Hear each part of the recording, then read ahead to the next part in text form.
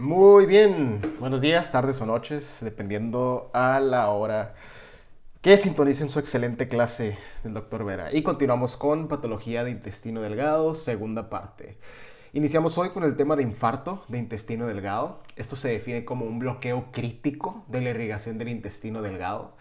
Ahora, el intestino delgado, recuerden que es la parte más fresa de todo el tubo digestivo. Es quien raramente tiene malignidad, quien puede soportar ácido en sus primeras porciones, tiene placas de Peyer, o sea, tejido linfoide, etcétera, etcétera.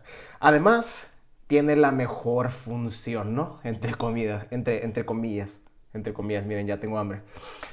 Es el que absorbe y es el que hace la mayor parte de la digestión. Dicho esto, es la parte del tubo digestivo que requiere mayor perfusión dada su función. O sea, requiere alta demanda, altas cantidades de ATP para poder absorber y hacer digestión. Dicho esto, el intestino delgado es la porción del tubo digestivo más susceptible a daño isquémico.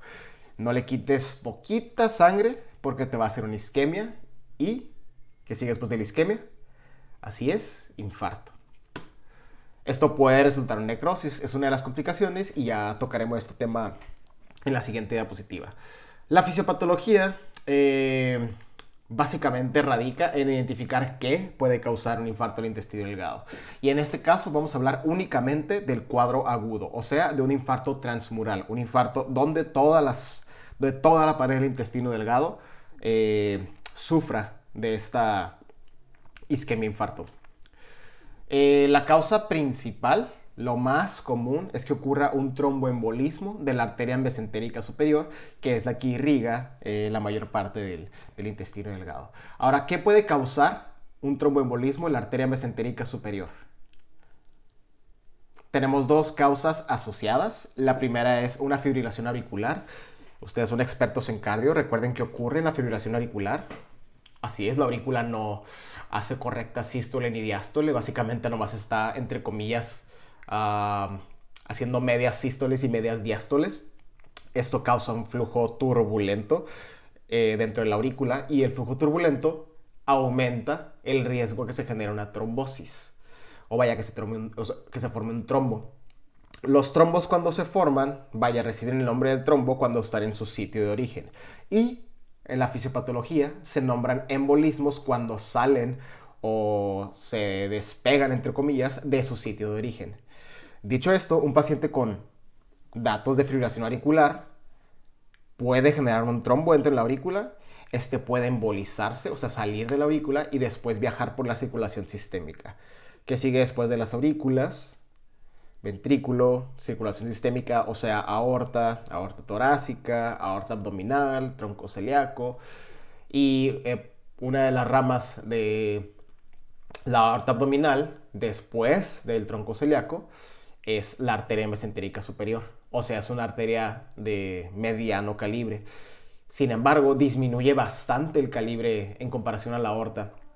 Es por esto que un embolismo o un tromboembolismo a partir de una fibrilación auricular puede obstruir el calibre de la arteria mesentérica superior y generar una isquemia y posteriormente un infarto del intestino delgado. Continuamos. Otra de las causas mucho menos necesaria de explicar la fisiopatología es la poliarteritis nodosa, ya que este es un tema que no sé si han revisado tanto en cardiovascular o en hematología. Esta enfermedad es una vasculitis. Vasculitis por definición, estas enfermedades se caracterizan por inflamación de los vasos. Se categorizan según su calibre en gran calibre, mediano calibre o pequeño calibre. Si recuerdan sus clases de renal, revisamos unas de pequeños vasos. En este caso, la poliarteritis nodosa es una vasculitis de mediano calibre. Además de diferentes vasos de mediano calibre que van a estar inflamados en ella, la arteria mesentérica superior va a estar inflamado. Y cuando algo se inflama, y si estamos hablando de calibres de vasos, los calibres van a disminuir. Y al disminuir el calibre de un vaso, generas que el flujo de ser laminar se haga turbulento. Muy parecida a la fisiopatología, a la fibrilación auricular. Generas flujo turbulento y el flujo turbulento genera riesgo de trombosis. Y ocurre lo mismo, se puede formar una trombosis y luego un embolismo. Ahora, no nomás el flujo arterial se puede ver obstruido, sino también el drenaje venoso se puede ver obstruido y ocasionar la misma patología. En este caso no por falta de aporte o por falta de irrigación, sino porque se estanca la sangre. Y si la sangre se estanca, esto ya lo habíamos revisado, genera infartos hemorrágicos. En este caso la vena mesentérica es la que drena la sangre del intestino delgado. Y en este caso no es un embolismo, es una trombosis. Ahora, ¿qué puede trombosar el drenaje del intestino delgado? Tenemos dos causas. Uno es la policitemia vera, este trastorno caracterizado por un aumento de las células en la línea roja, principalmente la línea roja. Sin embargo, tenemos aumento de todas las líneas sanguíneas, por eso se llama policitemia. Cuando aumentan los elementos formes, o sea, estos que son las células, glóbulos blancos, glóbulos rojos o plaquetas en la sangre, aumenta la viscosidad. Y el aumento de la viscosidad disminuye, aumenta, el aumento de la viscosidad aumenta el riesgo de trombosis, dando, pues, riesgo para que se trombose la vena mesentérica, que es la que drena al intestino delgado. Y la siguiente causa es el lupus eritematoso sistémico con síndrome antifosfolípidos. Ya veremos también este tema de manera integral en su siguiente módulo, que es el de inmunología. Sin embargo, ahorita lo único que tienen que saber es que el lupus eritematoso sistémico es una enfermedad autoinmune. De hecho, es una de las enfermedades autoinmunes modelo. Yo cuando la enseño, entre comillas, digo que es la enfermedad anti-todo, ya que tiene anticuerpos en contra de múltiples tejidos. Y hay una variante, de hecho un 30% de los pacientes con lupus eritematoso sistémico tienen síndrome antifosfolípidos. Este está caracterizado por un anticuerpo específico que se llama anticoagulante lúpico. Es mal llamado anticoagulante lúpico, ya que eleva falsamente el PTT. Como les comento, esta elevación es falsa, ya que si tenemos elevación del PTT nos habla de un estado anticoagulado. Sin embargo, estos pacientes presentan todo lo contrario. Como es una elevación falsa, el paciente realmente está con hipercoagulabilidad. Y mencionamos lo mismo en la fisiopatología. En la policitemia vera, la hipercoagulabilidad me da riesgo de trombosis. En cuanto al cuadro clínico, ¿cómo se presentan estos pacientes? Se presentan, el inicio es súbito. Y algo bien característico es que el dolor abdominal es desproporcional a los gallazos de la exploración física. ¿A qué se refiere esto? El paciente va a estar ya en la camilla de exploración o al principio que llega a revisión médica de urgencias y va a estar quejándose, moviéndose de un lado a otro con posición antiálgica, pero lo vamos a revisar y cuando estemos en la exploración física en la parte de palpación, el paciente no va a reaccionar a nuestra palpación como tal. O sea, va a estar con presencia de dolor independientemente de la palpación. A eso se refiere. El dolor es desproporcional. Se refiere como tipo punzante, es diferente a los tipocólicos que hemos visto. Recuerden que el tipo punzante es como si se me encajara algo, entre comillas, o si me apuñalaran, también entre comillas, o me encajan, también entre comillas, y es referido como intensidad severa. Y aquí mencionamos la explicación de cómo es desproporcional, no se estimula a la palpación abdominal este dolor. Se puede, si disminuimos el aporte energético, la perfusión, vamos a disminuir, pues, la peristalsis. Entonces a la auscultación podemos identificar hipoperistalsis o incluso aperistalsis. Y además recuerden que siempre que hay isquemia, necrosis o infarto tenemos riesgo de sangrado con sangre, ya que la sangre se puede impactar y puede extravasarse hacia el lumen intestinal. Esto ya lo habíamos mencionado en clases pasadas. Y estas heces o hematoquesia también se le llama en la literatura comúnmente como en mermelada de grosella o en jalea de grosella. Ahora, este cuadro se puede complicar. De hecho, a las 8 o 12 horas de instalación del inicio de la isquemia, ya puede ocurrir necrosis, perforación intestinal, peritonitis y choque séptico. Así como lo hemos visto cuando hay una complicación de varias partes de la tripa en los temas pasados, esto vuelve a ser, ya es una tendencia, nomás para que lo identifiquen de esa manera. El diagnóstico, el gold standard, es por tomografía de abdomen. Esto va a reflejar engrosamiento con o sin neumatosis, que es la presencia de aire dentro de la pared intestinal. Y la angiografía por tomografía nos refleja aún más datos, ya que el contraste revela el sitio de oclusión arterial y esto pues le hace un favor al cirujano, ya que esto es una urgencia médico-quirúrgica, ya que le da información específica de dónde fue el sitio de oclusión.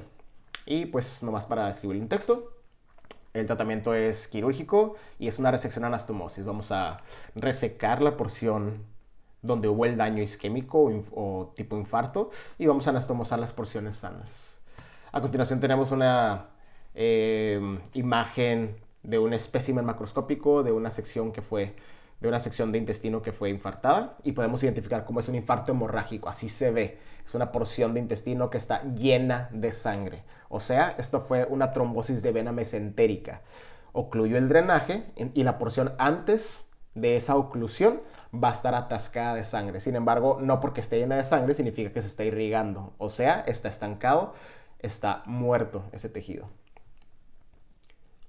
A continuación vamos a entrar a una sección en la cual vamos a ver 3 patologías. Estas 3 patologías se le conocen como síndromes de mala absorción. Empezando con intolerancia a la lactosa, un tema muy popular. Se define como la deficiencia de lactasa en las vellosidades de los enterocitos. Es importante identificar que desde el concepto nos dice que la lactasa se encuentra en las vellosidades de los enterocitos. O sea, no es algo dentro de la célula, la lactasa no está dentro de las vellosidades, está en las vellosidades, así, afuerita. La fisiopatología. Aquí tenemos que hacer un puente a bioquímica y a Nutri. Uno de los nutrientes de los cuales absorbemos energía los humanos son los carbohidratos, así como los lípidos y los aminoácidos. Y los carbohidratos se degradan a oligosacáridos y disacáridos por la acción de la amilasa producida por las glándulas salivares y páncreas. Esto hablando desde boca hasta estómago e intestino delgado.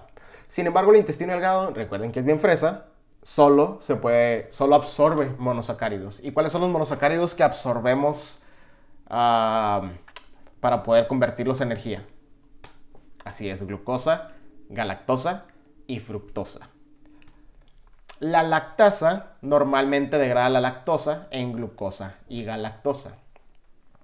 La lactosa es un disacárido. Si no tenemos lactasa, la lactosa va a permanecer en el lumen intestinal y va a generar patología. Ahora, tenemos 2 variantes de intolerancia a la lactosa. Una que es la congénita, que es rarísima. Es súper rara esta variante de intolerancia a la lactosa. Es de patrón genético autosómico recesivo. Y de hecho no tenemos que saber mucho de esta. Repito, es muy rara. La más común es la adquirida. Y tenemos 2 presentaciones clásicas. Una es la permanente. Esta es, claro, de por vida. Y en la presentación clásica es cuando un paciente en su infancia tardía, hablamos de 10 a 15 años, deja de producir lactasa. Ahora, nomás pregúntense por qué se deja de producir lactasa.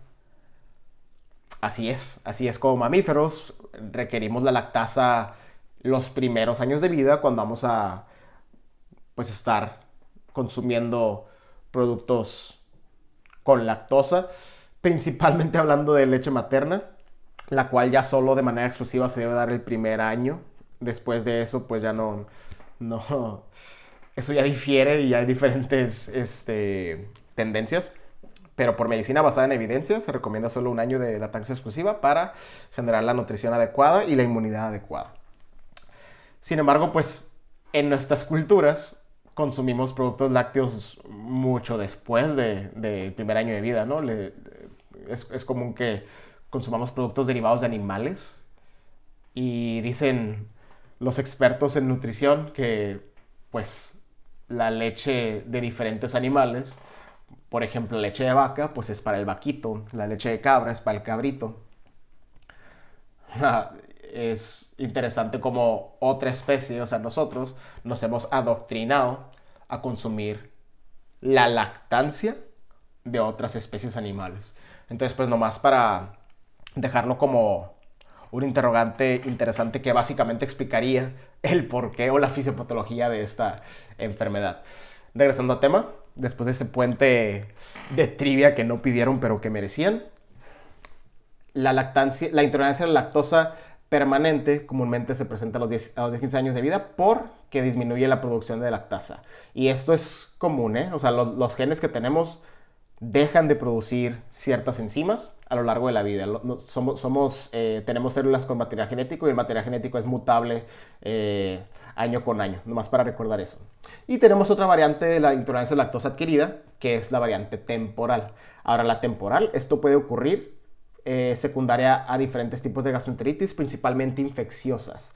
Incluso las intoxicaciones alimentarias, o sea, gastroenteritis por infección o gastroenteritis por intoxicación. Cualquiera de las dos puede resultar en una intolerancia a la lactosa temporal, ya que recuerden que la lactasa se encuentra en las vellosidades, así por encimita, así sentadita en las vellosidades, así se encuentra la lactasa. Y la lactasa es altamente susceptible a daño. Si tenemos un intestino inflamado, la lactasa se va a barrer por completo del intestino. Es por eso que siempre que tenemos un paciente con gastroenteritis de cualquier tipo de etiología, en el tratamiento, en las medidas dietéticas, lo primero que le decimos al paciente que es, así es, ¿no? No consuma productos lácteos, no consuma leche, no consuma queso, no consuma yogur. Por lo mismo, porque por la inflamación, por esta gastroenteritis, no hay lactasa en este momento de manera temporal en el intestino. Dicho esto, el cuadro clínico, es importante recordar en la fisiopatología que la lactosa cuando permanece dentro del intestino es osmóticamente activa. Y esto va a resultar como una diarrea osmótica. ¿Qué significa esto? La lactosa dentro del lumen intestinal, entre comillas, jala agua. Y vamos a tener una diarrea osmótica, o sea, una diarrea acuosa. El cuadro clínico es obvio, pero tenemos que establecerlo. Se desencadena por consumo de lácteos. Hay que recordar dónde se encuentran los productos lácteos. Queso cottage, leche de los diferentes animales, quesos en cualquiera de sus presentaciones, yogurt, nieve, etc. También se acompaña de dolor abdominal tipo cólico. Este es de intensidad leve. Y es importante saber que la flora intestinal, las bacterias que ya tenemos en el intestino de manera comensal, o sea que no son nocivas, fermentan la lactosa y aumentan el hidrógeno intraluminal. Dicho esto, ¿cómo van a estar los pacientes? Así es, bien pedorros, con distensión abdominal, meteorismo y flatulencia.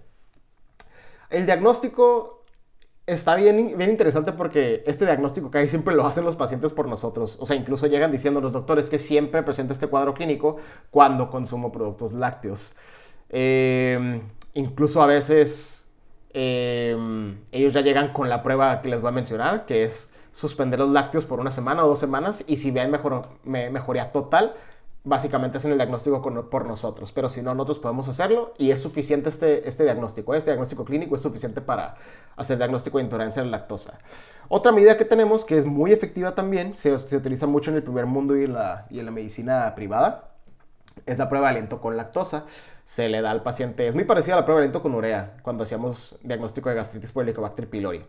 Esta prueba de aliento se le da al paciente a tomar algo, un líquido con lactosa, se espera un tiempo y después el paciente va a soplar en un dispositivo el cual va a detectar niveles de hidrógeno. Ahora, ya acabamos de mencionar que la flora bacteriana, si nosotros no metabolizamos lactosa porque tenemos deficiencia de lactasa, va a metabolizarla de manera tipo fermentación y va a aumentar el hidrógeno intraluminal. Entonces, si en esta prueba reporta resultados altos de hidrógeno, se puede hacer diagnóstico de intolerancia a la lactosa. El tratamiento, tenemos la más sencilla, que es la dieta libre de lácteos, pero pues humanidad, pero pues primer mundo y tercer mundo, queso, pizza, es pues un poco necio este tipo de tratamiento y los pacientes a veces prefieren incluso tomar la lactasa de manera sintética. Es bien barata producir esta enzima de manera sintética y pues ¿qué hacen los pacientes? Se toman una pastillita de lactasa media hora antes de comerse la pizza, ¿no? Y la verdad no los culpo. Si yo tuviera deficiencia de lactasa o intolerancia a la lactosa, yo haría lo mismo, ¿no? Ya que la pizza es mi comida favorita. Pudiera comer pizza todos los días. Sin embargo, la línea 1 la línea 1 de tratamiento es la dieta libre de lácteos. En la histología, las vellosidades intestinales van a parecer normales. O sea, no hay cambios histológicos en esta enfermedad. Es importante resaltar eso, al menos que haya una gastroenteritis de cualquier tipo. Antes de continuar la siguiente enfermedad, nomás, si bien la intolerancia a la lactosa se clasifica o se categoriza dentro de los síndromes de mala absorción, esta no presenta un síndrome de mala absorción como tal.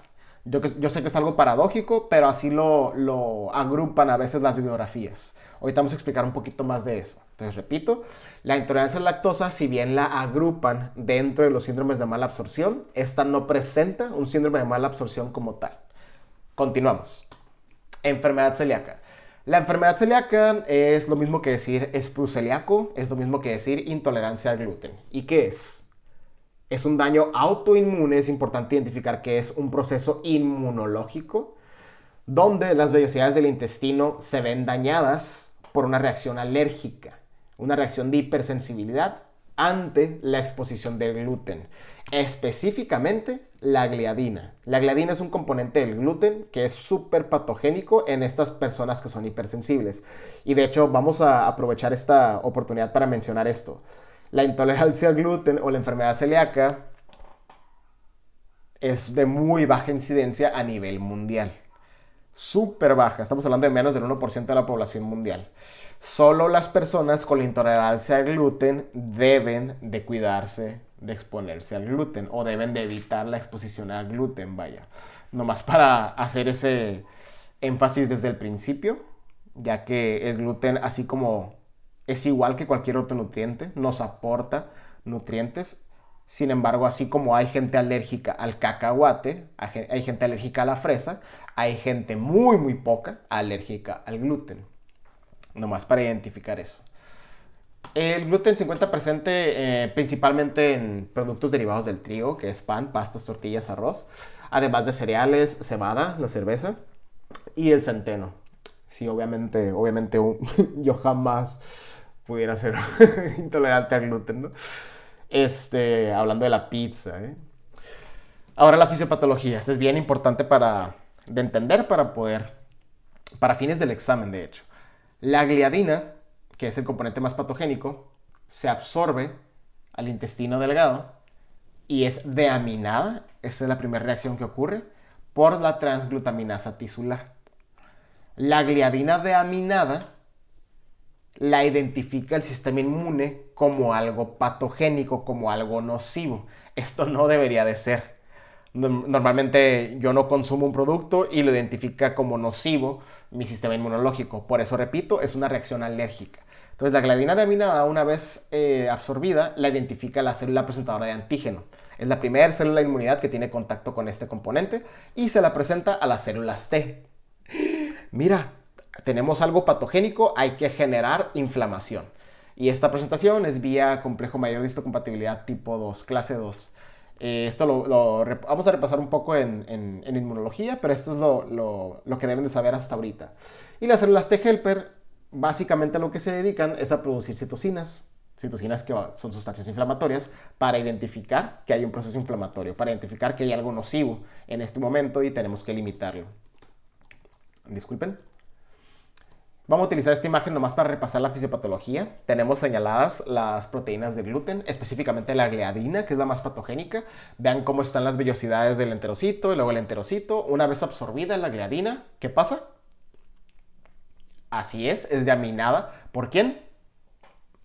Por la transglutaminasa tisular, excelente. Y luego, normalmente no debería pasar nada, pero el sistema inmunológico en este caso pues es hipersensible y le identifica la célula presentadora de antígeno como algo nocivo. La identifica y se la va a llevar ¿a quién? Así es, a las células T. Y las células T se las presentan vía complejo mayor de histocompatibilidad clase 2. ¿Y a qué se dedican las células T? Así es, a producir citocinas. Si tú les avisas a ellas que hay alguien o algo patogénico, ellas lo único que van a hacer es producir mediadores de inflamación para avisarle al sistema que hay algo nocivo y que evite consumir esto nocivo o evite exponerse a esto nocivo. Y estas citocinas son las que dañan a las vellosidades del intestino. De hecho, identifican como en el esquema del lado izquierdo vemos vellosidades íntegras y del lado derecho vemos vellosidades que empiezan a dañarse, a disminuirse en tamaño, incluso hasta la derecha ya no hay, ya están completamente aplanadas las vellosidades. ¿Y qué va a pasar si no tenemos vellosidades en el intestino? ¿A qué se dedican las vellosidades? Así es, a hacer absorción. Si no las tenemos, ¿qué va a pasar?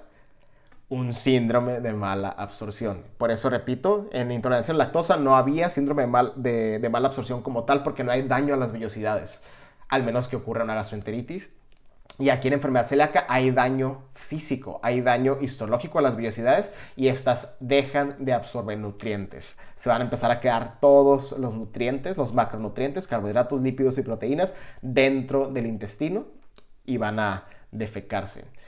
Un punto adicional a la fisiopatología es que una reacción tardía de la reacción inmunológica es que las células B van a empezar a producir anticuerpos. Los anticuerpos en este caso no son tan importantes para la clínica o para la patología o fisiopatología, pero sí son importantes para diagnóstico. Ahorita los vamos a mencionar. El cuadro clínico. En el caso de un pediátrico puede identificarse como retraso en el desarrollo, pueden tener bajo peso y baja estatura los pacientes si tienen esta enfermedad en las edades tempranas. Va a haber distensión abdominal, diarrea. Ocurre algo interesante. Estos pacientes a la exposición de gluten y gliadina, que es el componente más patogénico, pueden presentar síntomas cutáneos. Y de hecho esto es fácil recordar, ya que sabemos que las reacciones alérgicas cuando presentan síntomas, que las reacciones alérgicas mayormente presentan síntomas cutáneos. En este caso se le llama dermatitis herpetiforme. Se define como vesículas herpetiformes debido al depósito de IgA en las papilas dérmicas. Las papilas dérmicas son la unión dermoepidérmica, son la unión que se presenta entre la dermis y la epidermis, y este es un sitio común de depósito de los anticuerpos que se generan a partir de la exposición de gluten. Y se generan vesículas muy parecidas a las vesículas de herpes. Sin embargo, no es herpes, es herpetiforme, no está diciendo que es por herpes. Y el síndrome de mala absorción, que esto es lo importante identificar. Estos pacientes se van a caracterizar por presentar debilidad y fatiga. Recuerden que este paciente no está absorbiendo macronutrientes, no está teniendo aporte calórico, va a haber debilidad y fatiga crónica, va a haber pérdida de peso por lo mismo y específicamente por la falta de absorción de grasa. ¿Qué pasa si dejo de absorber grasa? ¿Qué va a pasar si la grasa no se absorbe al torrente sanguíneo? Se va a quedar en el intestino. ¿Y dónde la voy a poder ver? Así es, en la popó. Se va a empezar a defecar este macronutriente y a esto se le llama esteatorrea. Son heces que tienen coloración amarillenta y tienden en el excusado a verse como, entre comillas, grasosas y flotantes. Además que puede estar acompañado de deficiencias nutricionales. Aquí tenemos una imagen de dermatitis herpetiforme, nomás para que identifiquen estas vesículas que parecen herpes, sin embargo no es herpes, y tienden a presentarse en espalda y hombros. En cuanto al diagnóstico y el laboratorio, como les mencionaba, los anticuerpos no son tan importantes para fines clínicos más que para la dermatitis herpetiforme, pero sí son importantes para fines diagnósticos. Los anticuerpos que se van a presentar, que son de tipo IgA, son antiendomicio, anti-TTG, que es la antitransglutaminasa tisular, y antigliadina. De hecho, algo interesante es que en pacientes crónicos la IgA se puede depletar y en estos pacientes que ya tenemos depresión de IgA porque tienen intolerancia al gluten por años, que ya es crónico, los anticuerpos IgG son los que son útiles para el diagnóstico. Sin embargo, el gold standard, el estándar de oro para hacer diagnóstico de enfermedad celíaca es la biopsia intestinal, la histología, ya que en este caso sí hay cambios histológicos. ¿Cuáles son? Son 3 compatibles con enfermedad celíaca: aplanamiento de las vellosidades, hiperplasia de las criptas y aumento de linfocitos intraepiteliales. Ahorita vamos a ver una imagen para que esto quede claro. Y el daño en este caso es prominente en duodeno. Vamos a ver una imagen a continuación para poder identificar estas características histológicas. Esta es una imagen histológica normal, una placa histológica normal donde veo las vellosidades como elongan el epitelio intestinal, muy, muy, muy bonitas. Vemos como las vellosidades hacen valles hacia abajo. Recuerden que este tejido funcional hace estas vellosidades para tener mayor superficie de absorción. Y debajo de las vellosidades podemos ver las criptas, que son como estos circulitos que se están generando debajo de las criptas. Además que no veo hipercelularidad, ¿no? Esta es una imagen, una histología de intestino delgado normal, específicamente duodeno. A continuación vamos a ver una imagen donde tenemos las 3 características compatibles con intolerancia al gluten o enfermedad celíaca. Cortesía de hepatoma. Identificamos vellosidades En absoluto, no hay nada de vellosidades. ¿Creen que este paciente esté absorbiendo macronutrientes? Claro que no. Además, las criptas van como estar hiperplásicas. Si comparamos esta imagen con la pasada, que son estos circulitos que se ven, que deben de estar debajo de las vellosidades, identifiquen cómo aquí las criptas se encuentran en tamaño normal y acá están enormes esas criptas. Además, hay hipercelularidad y en este caso estas células que vemos son linfocitos intraepiteliales. 3 datos compatibles con enfermedad celíaca en la histología. El tratamiento es sencillo, es una dieta libre de gluten. Me refiero a que es sencillo en papel, porque realmente estos pacientes sí le batallan y sí hay que tener cierto sentido de simpatía con estos pacientes porque es complicado cuando tenemos este diagnóstico evitar todos los productos que tienen gluten. Y además que en el tercer mundo, en el país donde vivimos, pues todavía no estamos tan avanzados en la generación de productos que no tengan gluten, ¿no? Y pues imagínense tener este diagnóstico y tener que dejar de consumir productos que sí tengan gluten como pues derivados de trigo, cerveza, y luego en México donde consumimos mucho, pues mucha tortilla de maíz, etcétera, tortilla de harina, bla, bla, bla. Como dato adicional, la enfermedad refractaria, esta es la enfermedad que no responde a tratamientos. Hay un subgrupo de pacientes que no responden bien a la dieta libre en gluten. Estos pacientes tienen riesgo de carcinoma de intestino delgado, pero es rarísimo esto, ¿eh? Y también de linfoma de células T. Esto es muy, muy raro, pero muy poquitos pacientes con enfermedad celíaca que no se controlan con dieta libre a gluten pueden tener riesgo a generar carcinoma de intestino delgado, que es rarísimo. Y por último, el día de hoy tenemos el sprut tropical. Así como tenemos el sprut celíaco, que es el anterior, tenemos el sprut tropical. ¿Qué será? Si se llaman iguales. Es idéntico, nomás que no es por exposición al gluten. O sea, es un daño a las vellosidades del intestino delgado y es por un agente etiológico y para ahorrarles tiempo es por un agente desconocido. Aún no se identifica quién es el agente del sprut tropical y es idéntico. Nomás tiene un detalle interesante en el cuadro clínico. Ocurre en zonas tropicales, como su nombre lo dice, bien difícil la medicina, principalmente el Caribe, y suele ocurrir después a diarreas infecciosas. Esta patología responde excelente a antibióticos, por eso se sabe que es por un agente, sin embargo aún no se identifica qué agente es. Una de las diferencias importantes para que lo subrayen de sprut celíaco a sprut tropical es que el daño de sprut tropical es prominente en yeyuno e ilium. ¿Dónde era el daño en sprut celíaco? Así es, en duodeno. Y la diferencia clínica va a ser, pues, que se absorbe en duodeno, que deja de absorberse y produce un síntoma. Y en este caso, que se absorbe en yeyuno e ilium, que pueda, si se deja de absorber, producir un síntoma. El cuadro clínico tenemos distensión abdominal, diarrea, síndrome de mala absorción, que ya sabemos que si se dejan de absorber macronutrientes, tenemos debilidad y fatiga y pérdida de peso, atorrea específicamente por la grasa, y las deficiencias nutricionales aquí son bien específicas porque pueden causar anemias megaloblásticas. Estas son macrocíticas normocrómicas por su clasificación por índices eritrocitarios. Y en yeyuno, ¿qué se absorbe? A ver, ¿cómo andamos en fisiología y morfo? ¿Qué se absorbe en yeyuno?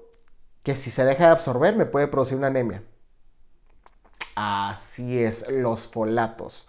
Y podemos tener una anemia megaloblástica por deficiencia en la absorción de folatos. Y en ilium, que se absorbe, esto ya lo habíamos visto, así es la vitamina B12. Entonces, si dejamos o si tenemos un daño en cualquiera de estas dos partes o en las dos, podemos tener anemia megaloblástica. Es bien importante identificar esto y sería una diferencia también histológica. Si tenemos daño prominente en yeyuno o ilium, nos hace diagnóstico de sprut tropical. Si tenemos daño prominente en duodeno, nos hace diagnóstico de sprut celíaco. Normalmente para sprut tropical no se hace biopsia, ¿eh? Para la única de estas tres que se hace biopsia es para enfermedad celíaca, ya que sí se requiere para el diagnóstico. Y aquí terminamos la segunda sección de patología de intestino delgado y la siguiente clase terminamos con patología colórica. Gracias, que tengan un bonito resto de día, un bonito y productivo día. Nos vemos.